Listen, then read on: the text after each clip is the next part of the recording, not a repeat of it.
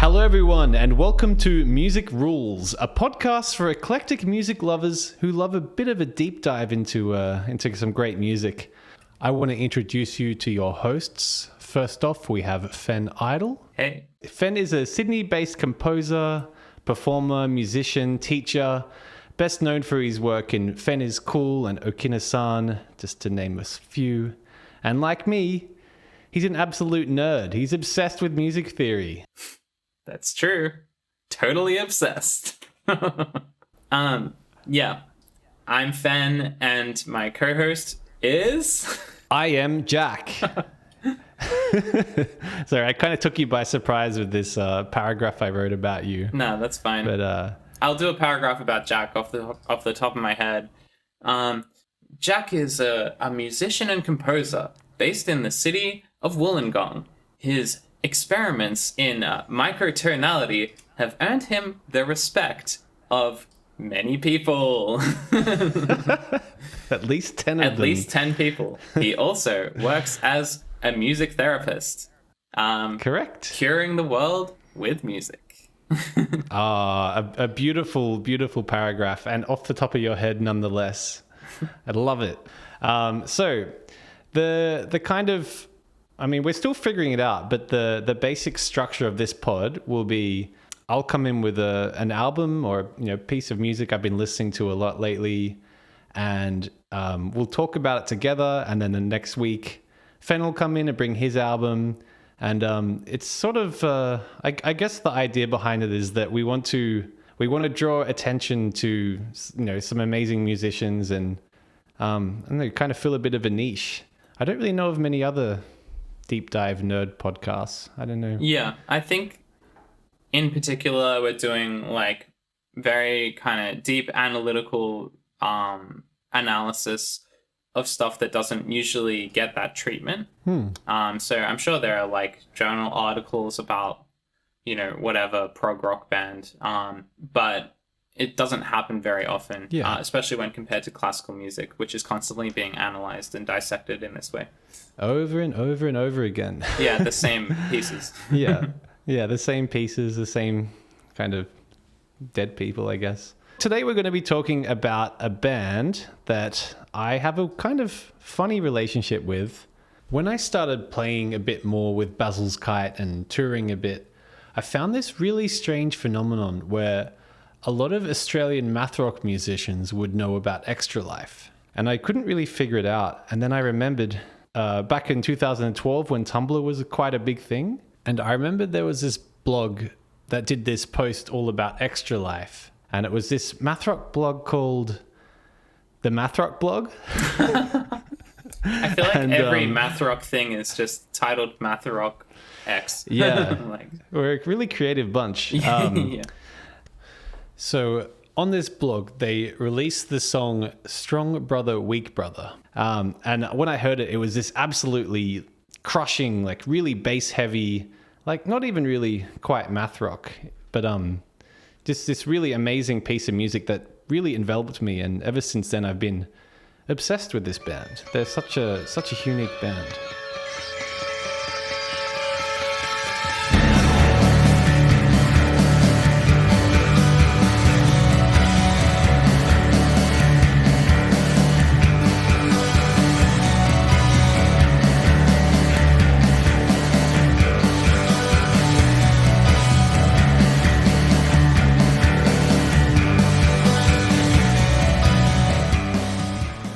So let's talk a little bit about who's in it. They're a band from New York, and they are comprised of Charlie Looker on vocals and guitars, Kaylee Monahan Ward on violin and viola, Toby Driver on electric bass, and Gil. Can you pronounce this word? I'm going to send it to you. It's a French word. Chevine? I know you're a bit better with... I'll send it to you on Messenger. Yeah, send it to me. Oh, yeah. Gil Chevignier. Ah, very good. Gil Chevignier. I was really showing my Bogan Australiana with Gil Chevin. Gil Chevignier on drums and percussion. So, yeah, I have found across Australia there's a lot of people who have a very strange affinity with this. Otherwise, very I don't know. They're not a massive band, but they kind of got this cult status. So today we're going to be talking about the new album, Secular Works Volume 2. They actually have 7 albums before this, but this is their first album since 2012. That same fateful year when I was scrolling on Tumblr and found that blog post. Yeah, when the world ended, 2012. So, this band is... I'm trying to think of the best way to describe them. I think the way they describe themselves is very interesting. They describe themselves as, if I go to the Bandcamp tags here, as alternative, experimental, math rock, modern classical, post-punk. Wow. Which is such a fantastic slew of words to follow one another.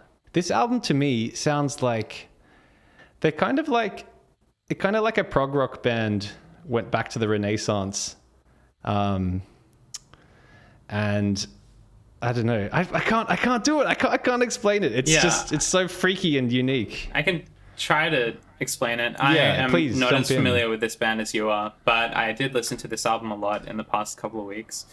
It has this very, almost this medieval feel to it. And it seems like that title, Secular Works, is almost like, it's kind of tongue-in-cheek in a way, because the sound of the music is like similar to music that you would have heard in a church, like almost Gregorian chant, like in the way that it functions. But then it's also combined with these kind of heavy guitars and all this strings and these changing time signatures.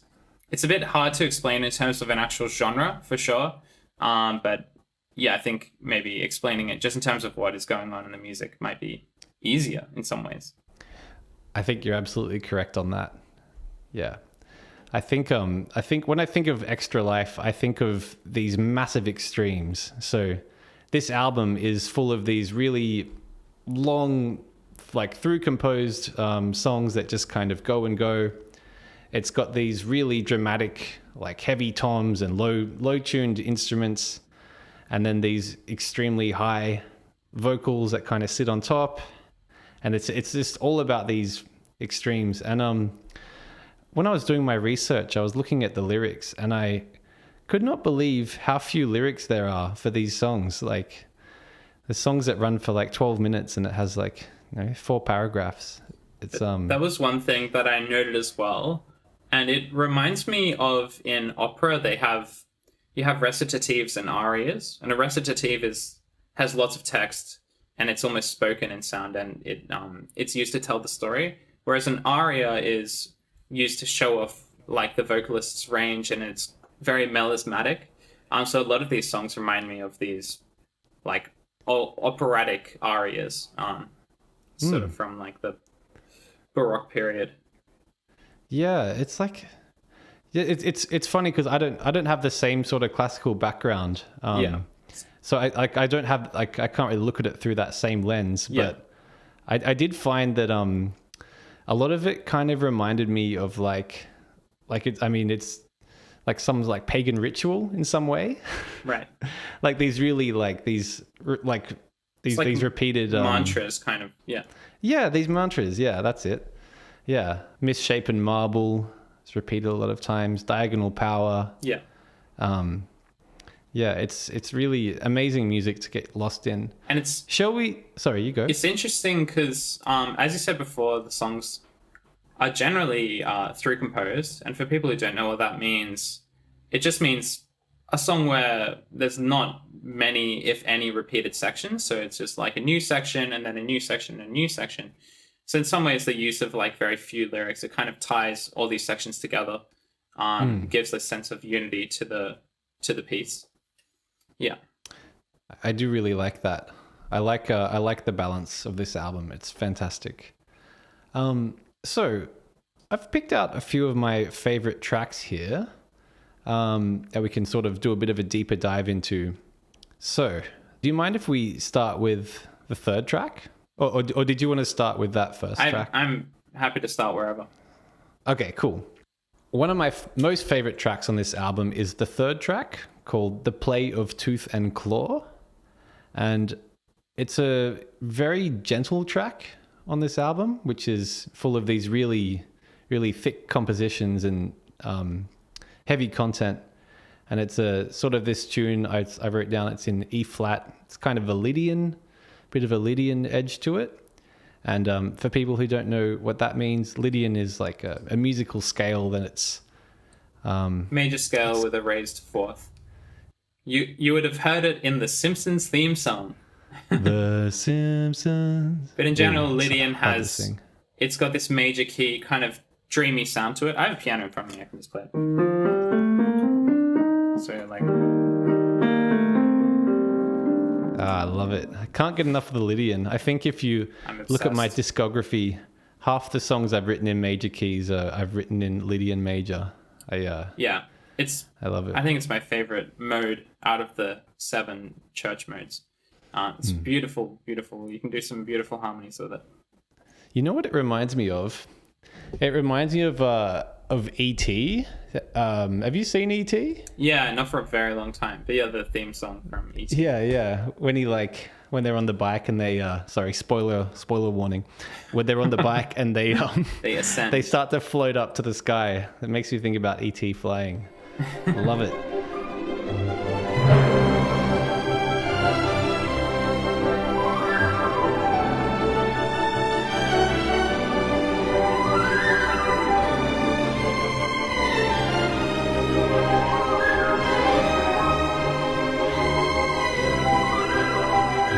So it's this beautiful like acoustic track. It's like much more subtle and subdued than the other ones. It reminded me, like being like kind of the more ballady song on the album, it reminded me about, it's a funny story of when I was a kid, and I think I was about maybe 12 or 13 years old, and I just heard of the band System of a Down. And I went to the shops to go and get their CD with my mum at Shell Harbour Sanity. And Sanity is a music store in Australia that has I think closed down this year actually. Oh. Yeah. R.I.P. Yeah, rip Sanity. And I went to Sanity. I bought this System of a Down album, and I hopped in the car with my mum and we put it on. And then she said, "All right, here's the thing about metal music. There's 12 tracks on here. One of these tracks will be a beautiful ballad." And my mum's not like a huge metalhead or anything. She just randomly had this kind of knowledge. And then she skipped through and she found Lonely Day by System of a Down, which is a ballad kind of track. When I stumbled across this song, I thought of her because sure enough, I do think heavy bands make pretty good ballads. Yeah. This is a lovely song. So I guess if you strip away like the heaviness and distortion of metal, like sometimes it's these really gorgeous harmonies, like these like major seventh chords and stuff. Yeah. And it's so nice because by the time you hit these tracks, you really feel like you've earned it. Yeah. There's a real sense of in a lot reprieve. of ways. Yeah, this track definitely feels like that. Because it comes like after the first track is especially like really knotty and really, really, really complicated. And this track is a lot more simple and straightforward in terms of its composition. Yeah. This album starts out incredibly sparse, which is a bit of a idiosyncrasy. Is that the word? Yeah. It means it's an odd thing, I guess. Yeah. A bit of an idiosyncrasy for this band. You know, they have these sections and these huge gaps of silence. I love that they're not afraid to take up that space and do that. Yeah. Did you have many notes on this one?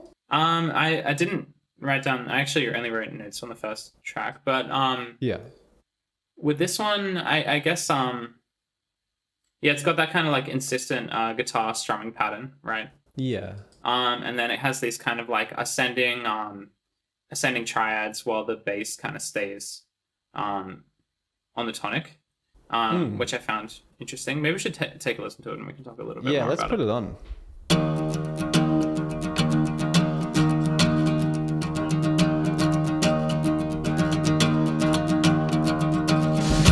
There are still things that I can never say to anyone. I think you know, I think you know. My melody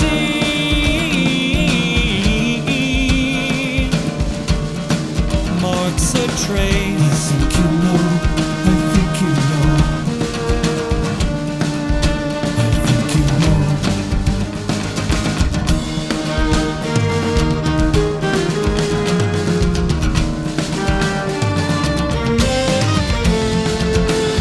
I can't forget, I can't unsee it. The afternoon I saw the curtain rose, blood red open to start the play of tooth and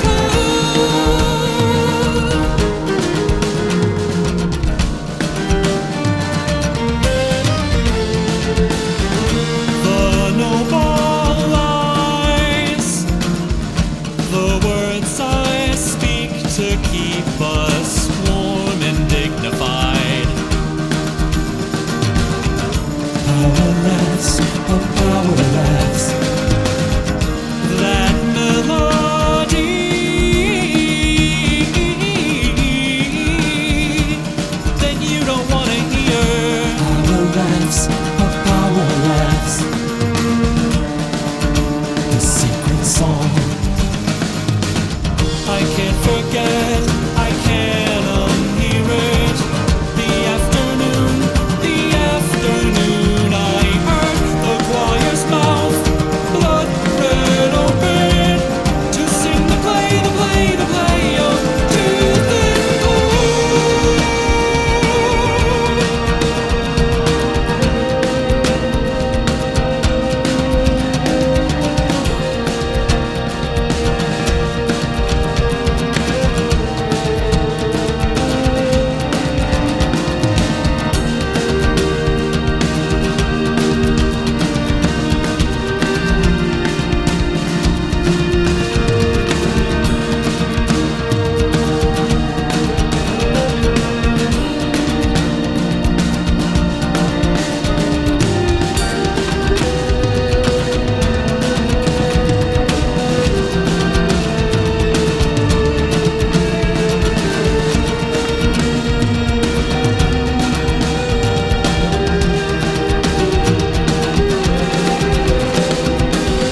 I can't forget, I can't unsee it.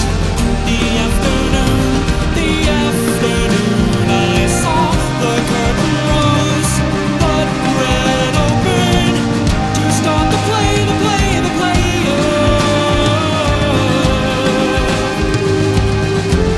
tooth and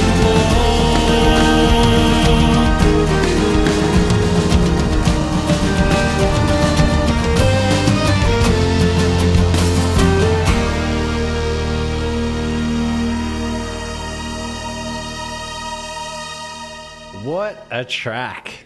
What a track. I love it so much. Yeah, I love it's it so much. It's a gorgeous song. Yeah, definitely. Yeah, there's a few interesting things to talk about. So the first thing that like struck me when I listened to that is when he goes, "My melody," and it's just such a like a Renaissance kind of thing to do, where like we talk about this idea of word painting, where you're illustrating what the word is. So in this case, melody, with the notes that it chooses. So if you wrote a bunch of lyrics that's like, "I am walking up a set of stairs," right? That's word painting. And so when he sings the word melody, he makes it so like melodious and like has so many notes. Oh my god, I didn't even notice. That's so cool. That melody, which is so great, and it's definitely like there's 100% they are like influenced by that era of music, this kind of medieval music. Yeah, which is cool because it sounds super modern as well. Yeah, like what a fantastic reinterpretation. You know, it's I couldn't help it. I sat down and figured out the last chords for this song. Yeah, because when I heard it, it's got this big this big open acoustic guitar, and I figured it out. So it's in E flat major, and it sort of just stays on that.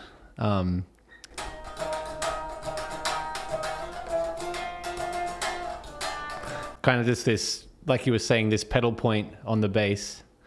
And then at the very end, when it sort of picks up into that big swelling, what's the, I can't forget, I can't unhear it. Yeah. So it comes up with this big, like big G minor. So it's kind of like almost treating it like a slash chord in a way, like with the like a E flat with a G on the bottom. Yep. And then sort of moves back down to the E flat.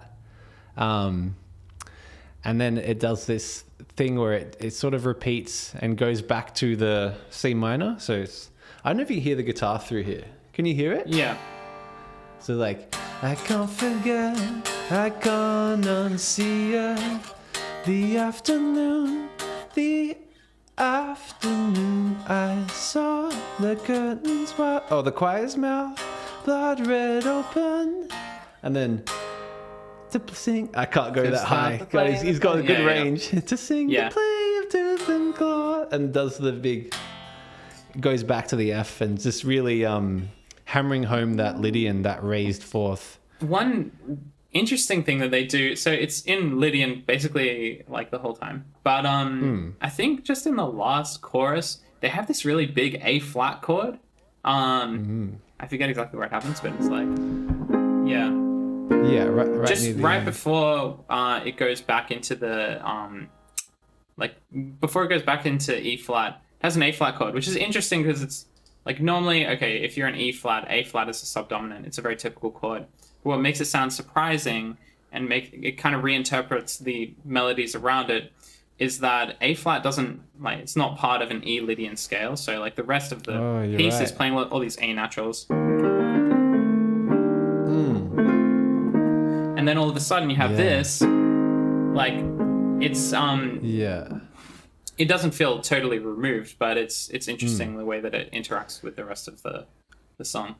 Yeah, I was wondering why that was so surprising, because when I figured out the chords, I was like, oh, there's nothing like too, abnormal here. But then, I forgot that we usually don't have that fourth. Yeah, because the flattened fourth in this case. Yeah. The other thing that I liked upon that listen was the violins, when they sort of are coming in towards the end. They start introducing these chromatic notes, so like everybody else is kind of in E flat, and it's kind of, and the violins kind of go.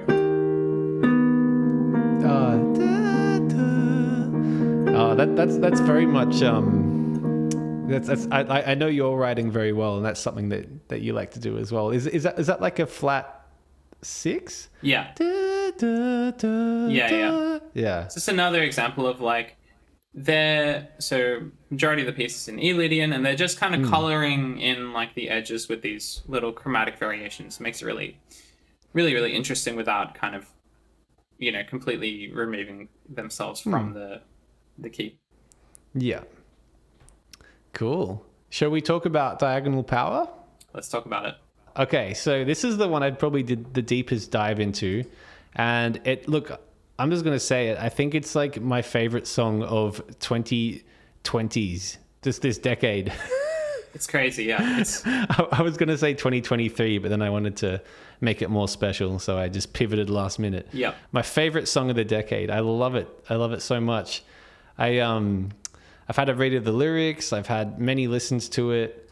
It's this freaking epic composition. I don't know how else to describe it. It's just this massive monolith with so many moving parts and and they all reference each other. It's freaky, like I think this band put more effort into this song, like one single song on their album, than most bands put into anything they ever release. Like it's just this it's so overwhelming. I get emotional thinking about it.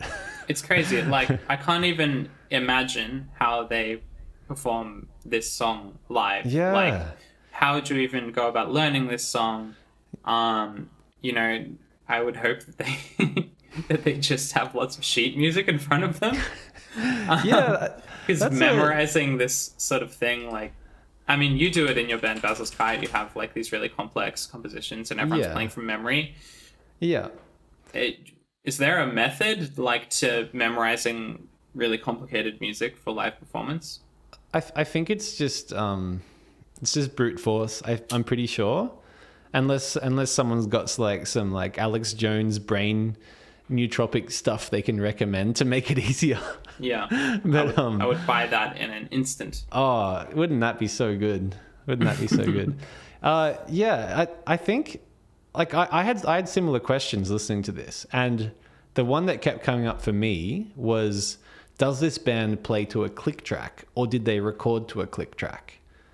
Yeah, Because there's so many like in this song we're about to listen to particularly, there's so many like different subdivisions, like sounds like quintuplets and then triplets and then just moving between different time signatures and tempos. It's just this, yeah, it's this massive thing. And I just wonder, like, how do you even begin to structure that in like a recording session? It's and it all sounds so natural as well. Like it's not like it's the hardest thing in the world to like join sections of different songs together absolutely.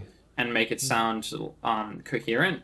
And it Yeah. just everything just flows into the next part of it. Yeah. And I'm sure it's like a duck, you know, there's a lot of work happening under the water that we're not seeing in order for it to sound as kind of effortless as it does. It's funny Yeah. to talk about this band sounding effortless, but it really does. Like it does. you're being presented these really complex compositions, but it sounds like it's just really, you know, it all makes sense. It's really easy to listen to and to take it in and to enjoy it. I love that about these sorts of bands. They when you listen, it's like you're in their world where this is a very normal thing to do and a normal song to write. Yeah. It's just you're just lucky enough to sort of be a passerby. Yeah. Should we listen to Shall it? we? Yeah, let's listen. Okay. I'm enjoying this chat. This is a good chat, man. Yeah.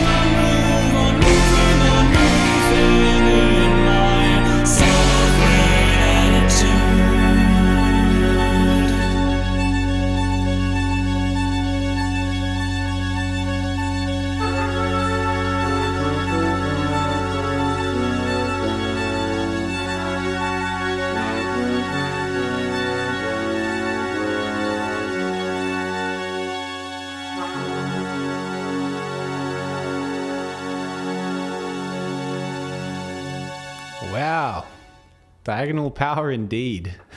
Indeed. What a tune. It's incredible. Yeah. I have some theories about this song, and I want to share them with you. So, I think this song references the Bishop piece from the board game Chess. Wow. From the hit Netflix show Queen's Gambit. Mm-hmm.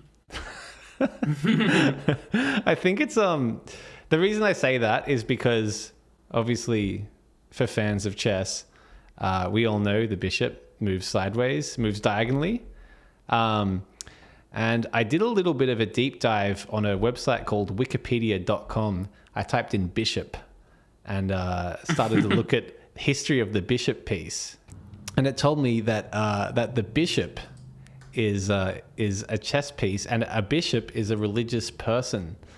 And some of the lyrics in this song reference what is it? Fleeing sideways into prayer. I don't quite understand maybe the fullness of the metaphor. I think I just felt very clever because I thought of a bishop. I think that in terms of the lyrics on the album, I think the title Secular Works is literal. Like, it's all these songs are about secular things and then not about religion, but I think they use kind of metaphor of religion to talk about other things. So like there's a song about the DMV, for example, or the RTA if you're living in New South Wales. Actually, I think it's called the RMS now. Yes, the Roads and Maritime Services. Who could forget? Yeah. So I think that like they use the form of religious music somewhat, and then they use kind of these metaphors to talk about stuff that isn't necessarily religious. Yeah. That's my interpretation of it, at least. But yeah, I think that sounds like a very good interpretation.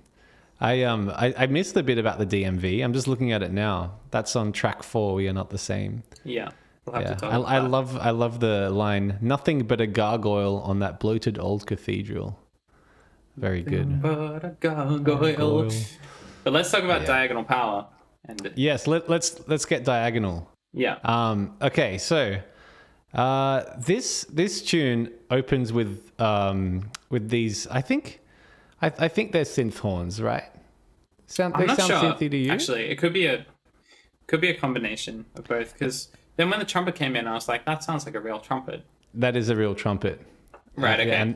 And that is our friend Nate Woolley on trumpet on this album. Yeah. And Michael Atkinson on the horn.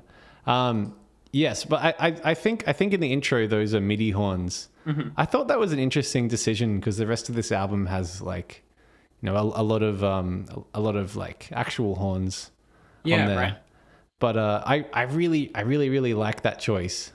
Yeah. I don't really know what sort of inspired it, but I think it's really cool. It sounds good.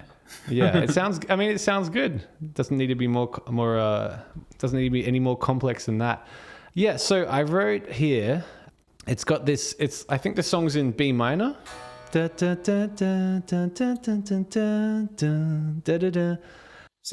I can talk about the opening a little bit. So it opens with these horns, and I think the most interesting thing about the opening is like the rhythmic phrasing. It's really irregular. I don't know exactly how, but there's definitely some like odd numbers in there. And actually, to make a bigger point about the album, what I really like about the way they use rhythm in the album is that it seems like the melody is always informing the rhythm, especially on these more complicated tracks where it's like they wanted to have this melody, whatever it is, right? And then they just adjust the rhythm and the time signature around that. And it results in these like really, you know, unusual rhythmic phrases. And then that repeats a lot of times, but you don't get sick of it because of the rhythmic structure of those bars. Yeah, and they're quite long phrases, aren't they? Really long phrases, yeah. Yeah, it's like because I transcribed the chords for this, and it's quite a massive massive chord progression, and it just kind of keeps changing, and then it takes a long time for it to loop back again. Yeah. Yeah, so this song sort of, I kind of look at it when I look at it in parts, I think about the horn section, and then I think about the bit where it goes into the first set of lyrics. It has this crazy syncopation that begins at around 3:02.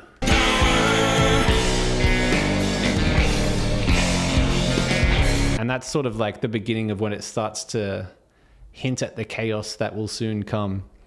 Kind of like, yeah, it messes with rhythmic subdivisions quite a bit. And yeah, it just really starts to tear apart at the seams. And then right as you're feeling completely overwhelmed and maybe a little bit cast into the abyss, in comes the horns again at 3:15.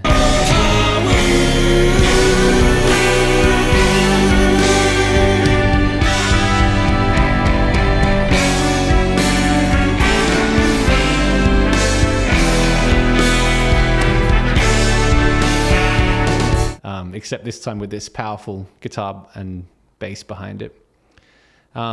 Except in this instant, the guitar is doing a whole lot more and the strings have entered into it as well.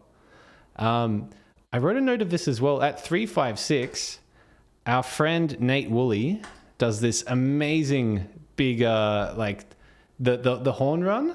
Yeah. Oh, Incredible. so great.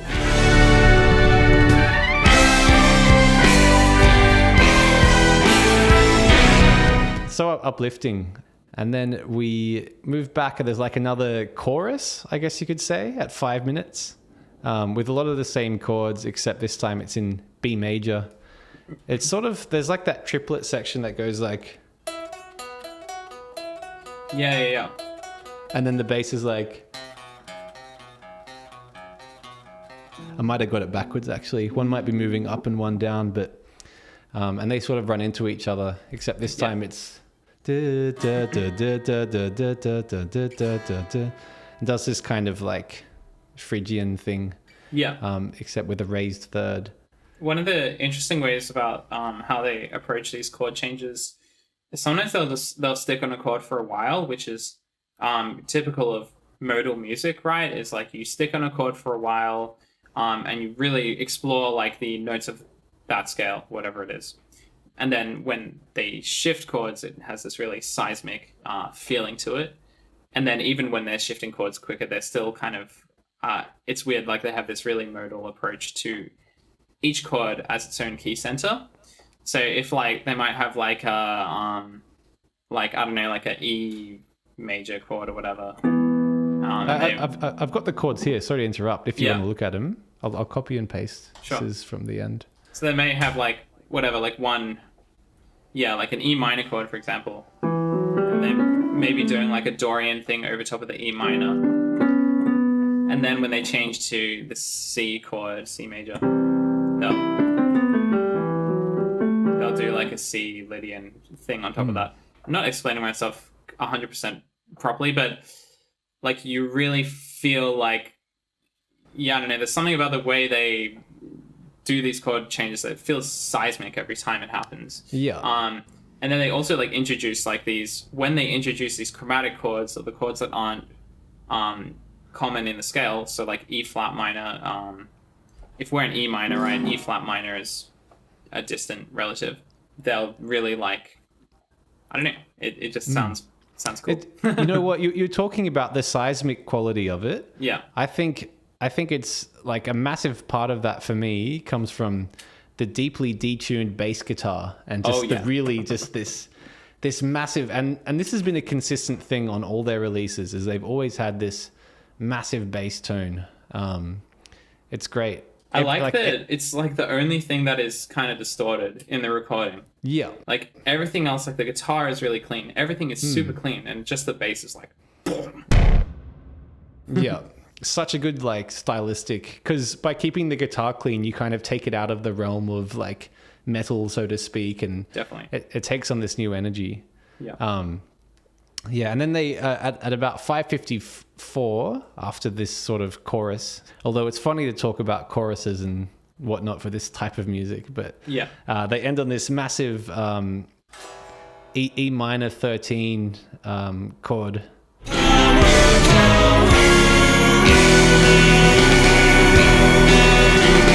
That's Nice. it's like beautifully like arranged in terms of like, you know, vocals and horns and the violin. It's fantastic. And then they introduce the horn theme again, except this time it's just completely thrown to the wayside.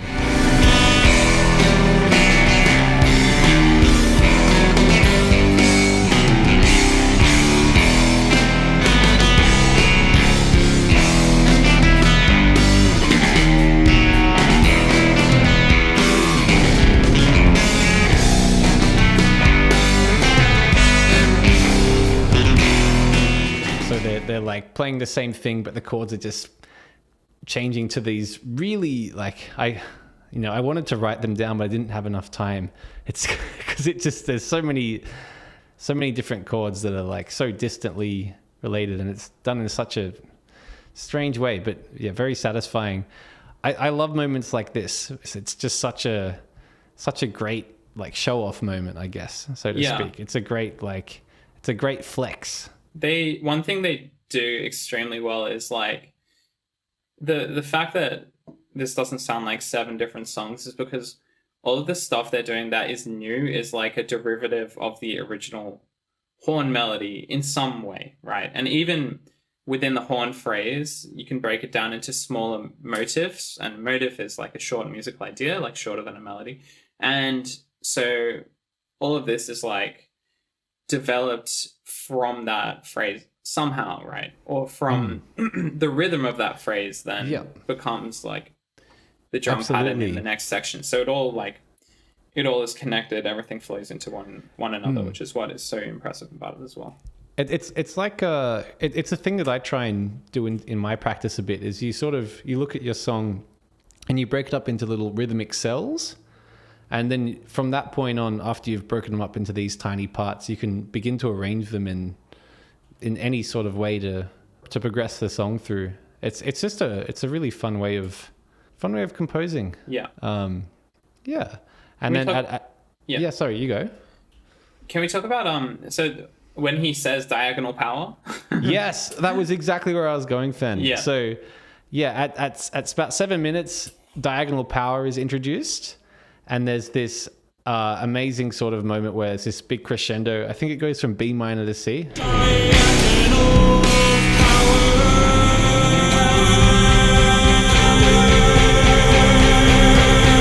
Boom. Does this really big bass slide. Yeah. And the diagonal power harmony is so unexpected, but so great. It does this. I think we're in. So we play like a C, and the harmony's like power, power. It's like a G and A together. So something like that. I don't know. Yeah.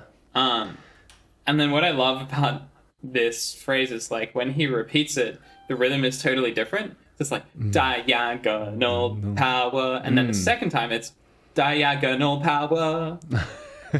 Diagonal power. It's crazy. Yeah. And it fits so well. And I love the use of like, I don't know what sort of tuplet it is, but it's some sort of irregular tuplet in the first time he says it. It feels like time stops for a second, but it's like perfectly in time, but it just sounds so out. It's diagonal power, because before that everything is so rhythmic and propulsive, and then all of a sudden it all stops. Diagonal. I'm gonna sound crazy, but it's so cool. And then like to have it, and then so you're like, okay, so I understand what's happening when he says the word diagonal power. It has this, this kind of floating quintuplet feel, and then when he repeats it to go diagonal power, it's so unexpected. It's constantly awesome. Shifting under your feet. Exactly. But you can never get a handle on it, but it all feels logical. It does feel logical. My favorite diagonal power repetition in this is the one at 7:25 when he does this really, really crazy vibrato and sort of does like a big gliss upwards, big glissando. We should talk about the singer because his instrument is a gift from God. He's an incredible singer. Incredible and so I'm trying to think of it. I feel like I might have said this so many times already, but so just kind of so maximalist, you know, just like really plays with his voice in a fun way. It's just so interesting to listen to. Yeah, like he actually treats it like an instrument and is like doing all these, I don't know, melismatic like runs and stuff, and he's using his entire range in a really cool way. And like you said, using vibrato and just really going for it. It's awesome. I think as well, something that I want to draw attention to as a person who also like kind of aspires to write similar music to this, and you know, kind of like math rock or math metal, whatever you want to call it. I often find that the guitar and the riffage comes first and then the vocals come second. But in this album, it's so obvious to me that the vocals are just as center as any sort of riff or any sort of rhythmic idea. Yeah. It's I don't know like if that's the way they wrote it necessarily, but listening it feels so melody forward. Yeah. In terms of like everything is based around the melody. The rhythm is based around the melody, the riffs are based around the melody, and the melody just kind of floats above everything, like weaving through these really complex patterns, seemingly, you know, with ease, and it's crazy. It's really, yeah. By the diagonal wings of Hermes.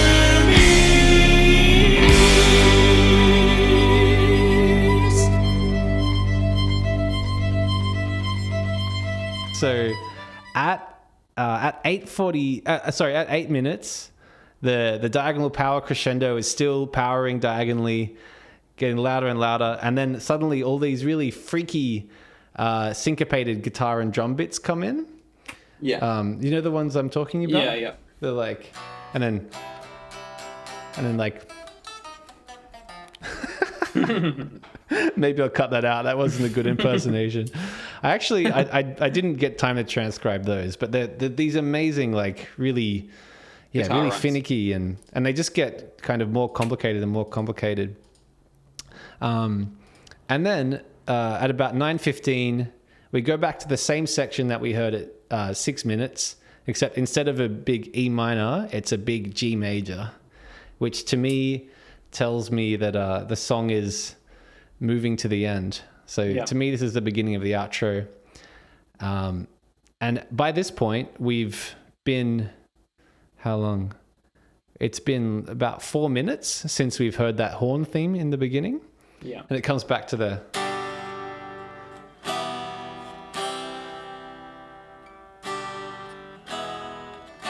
And is it an E flat?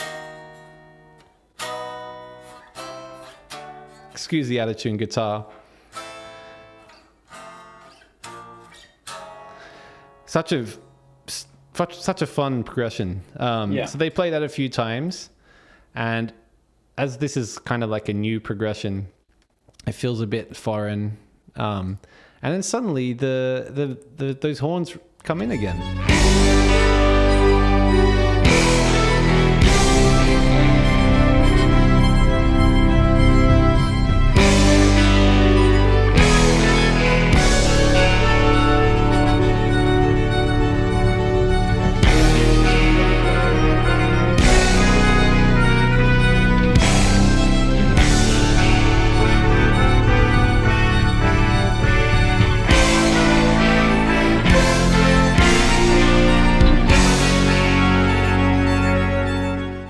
And they sound fantastic over those chords. Yeah, it's a lovely outro. They really kind of lean into the more classical side of at least instrumentally. I mean, the music is consistent throughout, but instrumentally, like the horns and the strings and everything, it's really lovely. I just realized these probably aren't synth horns. This is probably our friend Michael Atkinson. Yeah, it might just sound like synth horns because they're really perfectly in tune. Yes, I think that is probably what threw me, to be honest, is kind of sort of like if you hear a really great drummer and you're like, are these MIDI drums? Yeah. It's like, nope, they're just very in time. It's very in time, very in tune. If you listen to the old like Earth, Wind and Fire recordings, because the horn section is so good, it almost sounds fake. Yeah. But they're just so in sync. Isn't that funny? Sort of, you get to that level of expertise, and I think that would be a nightmare for me. I'm so sorry, Michael. You sound amazing. Yeah, so then the trumpet comes back in, and then it plays to the end. Except this time it has this violin underneath the which kind of gives it a nice pulse or a bit of a backbeat. Yeah.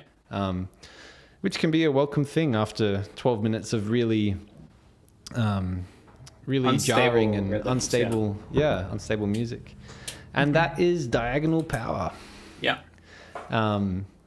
Yeah. So what's next? Let's make song, let's make song, let's make Let's make song, let's make song, song. okay, so we've come to a very special part of the pod where we show each other some music that we've written in the style of the band that we've been talking about. So this week I sat down and I was so inspired by Extra Life, and I began to write some music, and this is what came out. It's a song that I think is very much kind of in my style and more inspired by Extra Life, if that makes sense. There's like a lot of elements that you could probably say are straight out of the Extra Life playbook. Maybe instead of going too deep into it, maybe we'll have a listen and then we can talk about it. Yeah. I'm excited. Yeah. Alrighty. I'm gonna present the screen and play it.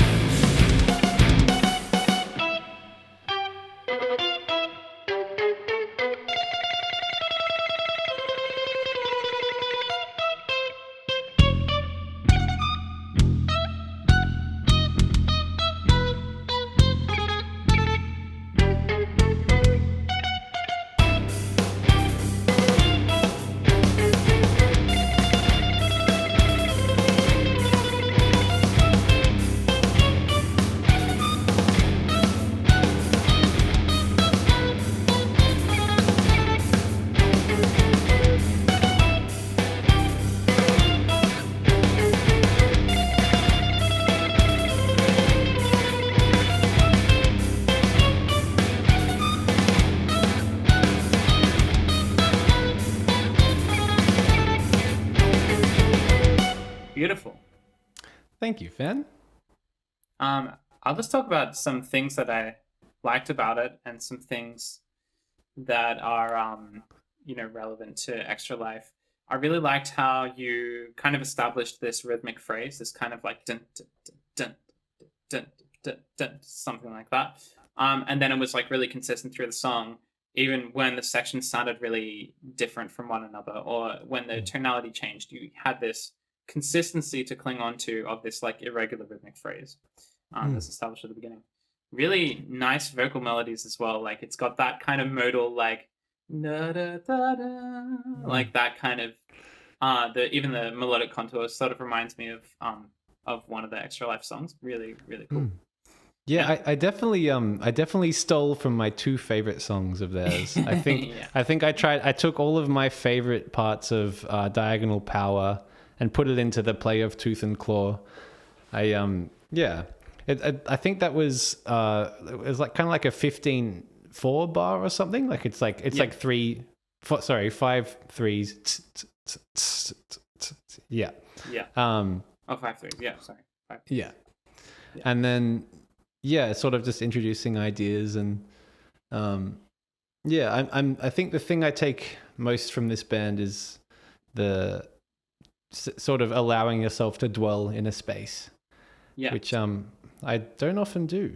So yeah, totally. Yeah. There was kind of that feeling of like stasis and exploring the melodic possibilities of that one chord. I'm not sure what key it's in, but yeah, that was really, really nicely done. Thank you. Yeah. And I love the little like dissonant guitar bits as well. Beautiful. I think it was I put it against like a MIDI violin. Nice.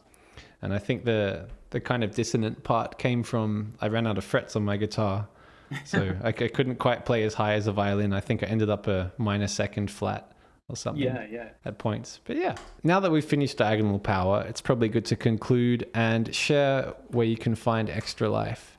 The new album, Secular Works Volume 2, released July of last year, is available on Bandcamp. If you want to, send them some money there. It's buy digital album, $10 or more.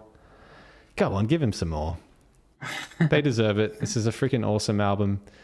And yeah, I would highly recommend it. I'm somebody who doesn't listen to a lot of, even though obviously they don't describe the music as heavy metal, it's kind of heavy metal adjacent, or it feels like that to me. I'm someone, I don't really listen to much heavy metal music, or heavy music in particular.